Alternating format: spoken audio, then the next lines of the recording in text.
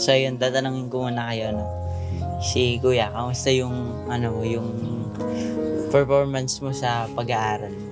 Okay lang po. Ginagawa mo naman yung best, no? Si Kuya, Okay din po. si Ate, okay naman po. So yun, yung sa pag-aaral, kung nahihirapan man kayo, or may mga, kunyari, may mga lesson na hindi nyo nagigets. So, meron tayong teacher, di ba? Pagka meron tayong hindi nagigets, pwede natin sila mapagtanungan, di ba? Yung mga tanong ng estudyante, pag di nila nagigets, is pwede tayong magtanong.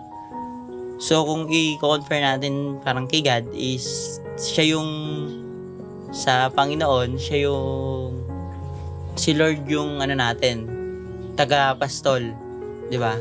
Si Lord yung parang teacher natin na nagtuturo sa atin ng tama, tas yung mali. So pag di tayo wala tayong nagigets sa sinasabi ni Lord, is nagpe-pray tayo, humihingi tayo ng tulong sa Kanya, di ba?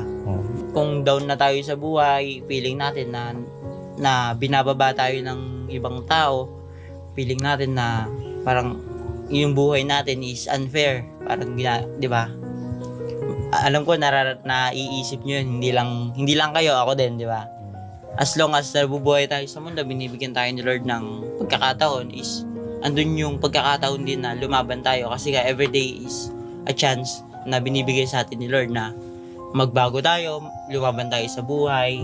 Bilang tagasunod niya, lahat ng pangangailangan mo is ipoprovide niya.